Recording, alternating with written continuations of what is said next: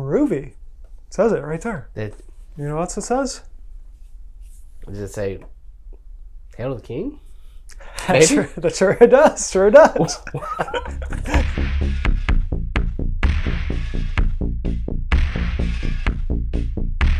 Before we begin, Yes. can we talk about the complicated nature of just like, I need to, one, read this backwards or play it backwards.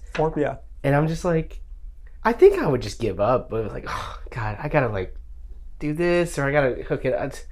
Yeah. I'm just kind of like, none of this would ever happen to me because I'd be like, too much work. I would check out the moment there was like a little, you know how like there's the translations. Yes. I'd be like, no, I'm good. Oh, you wouldn't read from the creepy book with a face on it? Well, I would look at it. I would I would look at it. I would like, open it. You wouldn't. I don't know if I'd touch it. Ugh. Well, maybe. We're talking Evil Dead.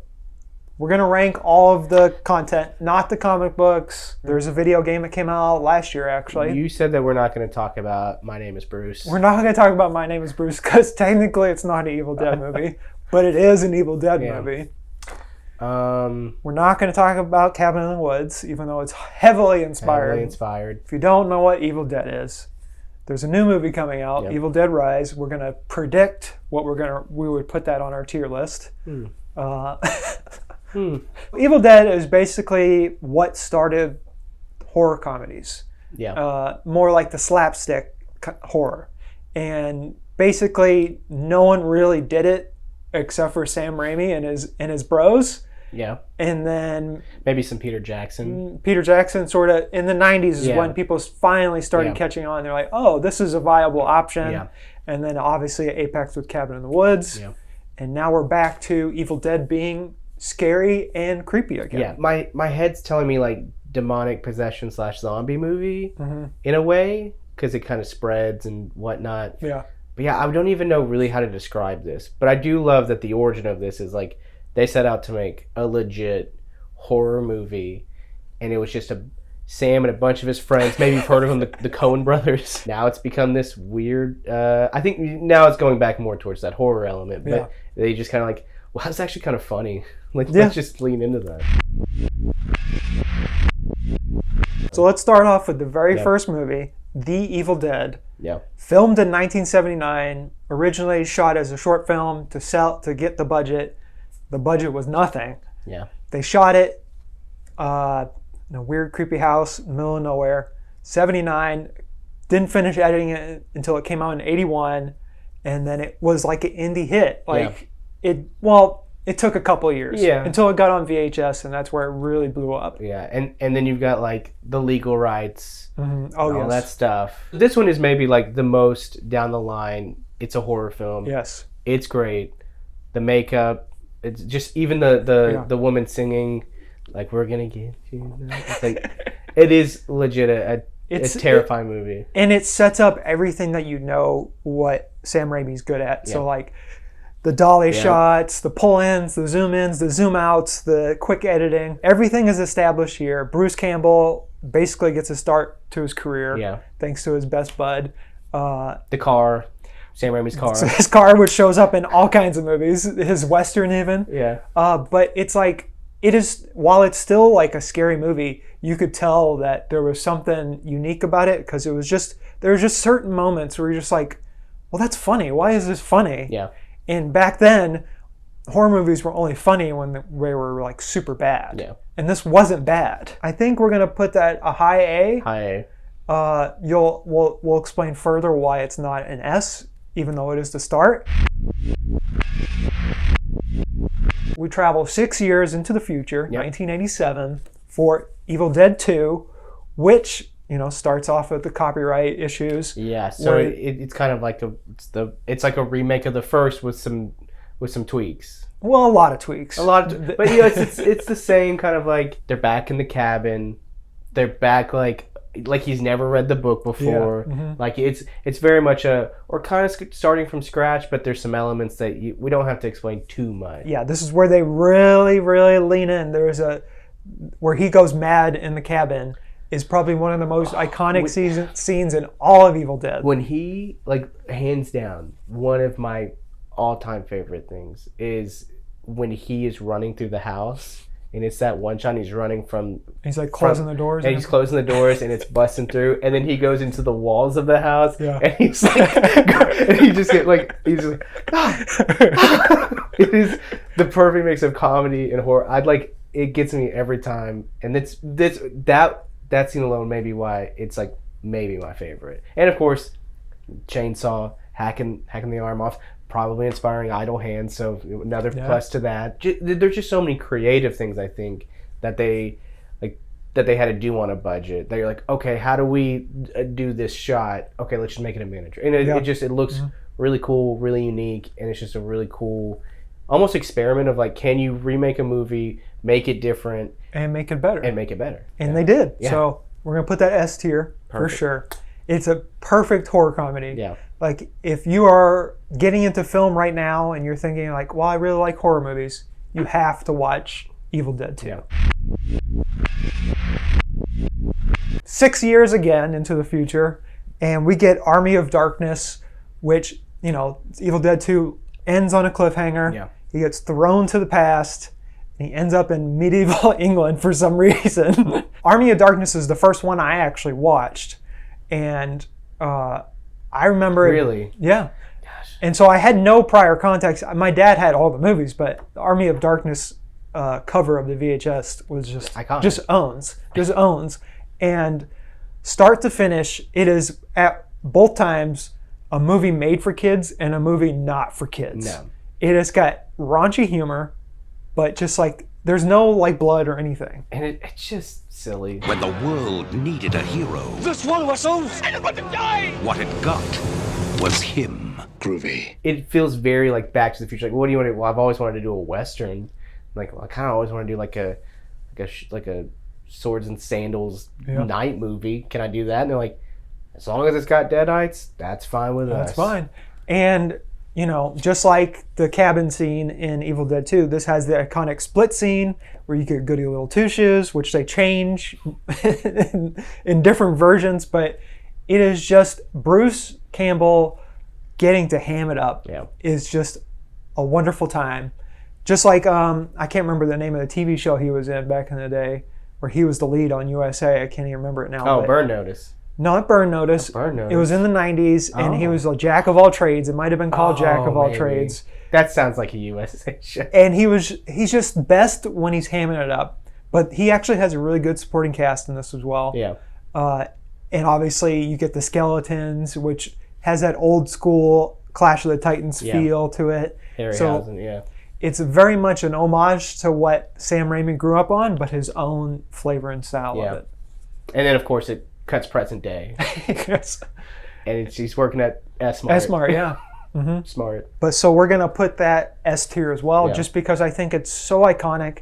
I think when Evil Dead fans talk about Evil Dead, Army of Darkness is just as good to them as Evil Dead 2. And really, I'd say, I don't know, to me, Evil Dead, when I think about it the most, it is that it's Evil Dead 2 or Evil Dead, Dead by Dawn?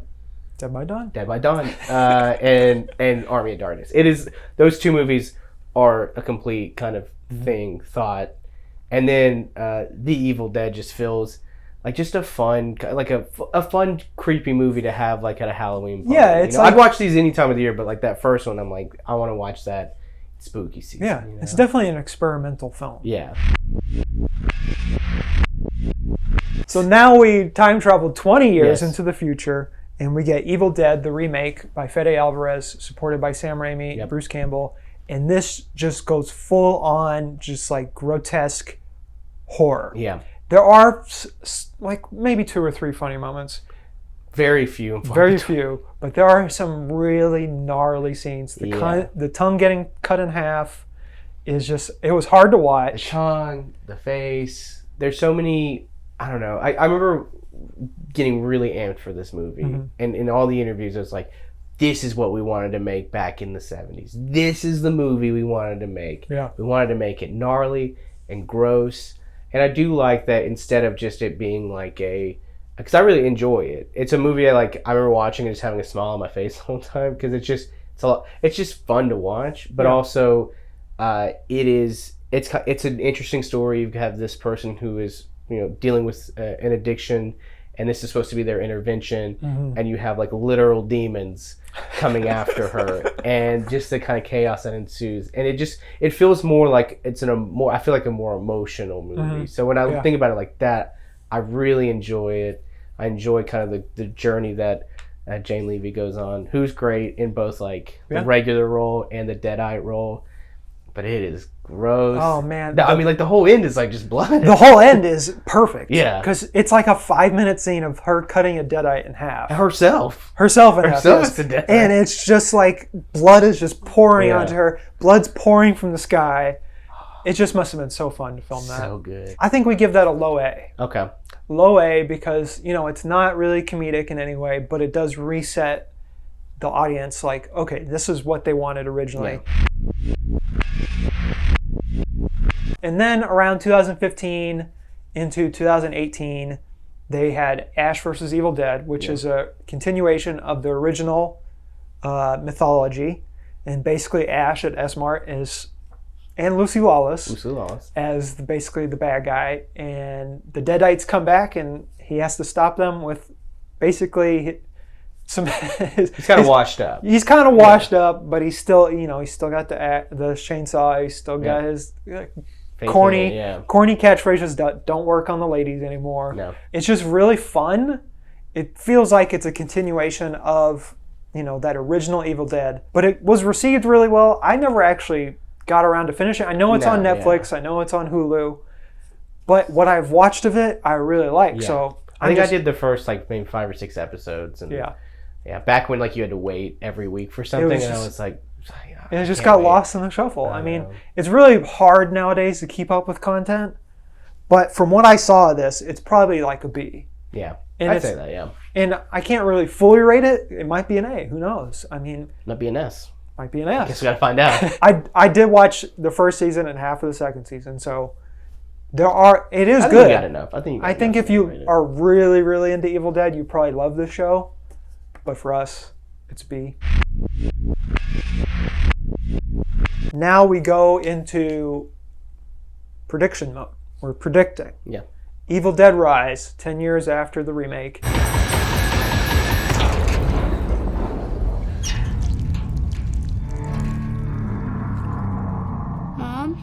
Mommy's with the maggots now. Well, it even looks a little bit like a different book. Yeah, I think there's probably multiple copies. I think that this is kind of set in either kind of a different realm or different something. There's different book, different location, obviously, different feel to the Deadites. Yeah, not it feels very much more like a infected. Yeah, and this one just like the 2013 one, it feels like a lot more personal because this one's, if you've seen the trailers, it's talking about there's like a mommy Deadite, and there's kids involved, and it's in an apartment complex.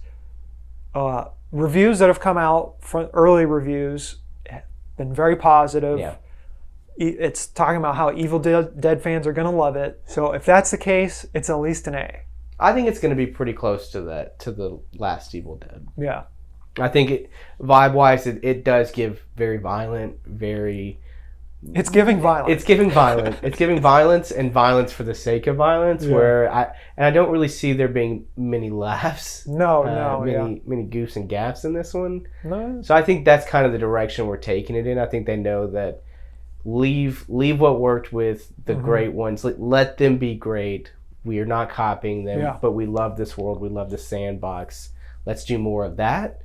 And let's just gross people out. And it's sort of hard to do horror comedy nowadays because it was done to death in the 90s. And you're not going to get another Bruce Campbell. There's no one right now that is a Bruce Campbell. And maybe they'll happen upon it at some point. Yeah, and I would love to see Bruce Campbell in it, but also at the same time I'm thinking they just seem so different. But now before we go, I just want to put it out there into the universe that I am disappointed at New Line Cinema and whoever owns Ash these days? Warner Brothers? Warner Brothers. Whoever owns these properties, shame on you for only doing Ash versus Freddy versus Jason in comic book form. I wanted to see it in a movie. I didn't care. Well, look. Nope. Freddy versus Jason is hilarious. It's just the corniest thing that could be. I don't think so. But I think it could have been the sequel would have been even better if Ash was involved and he somehow got sucked into that universe. No, okay. Because if you really think about it, Freddy Krueger as a headless version of himself. No, I'm done. Or a bodiless, actually. I'm done. I'm out. He can take my spot. Getting controlled by the Necronomicon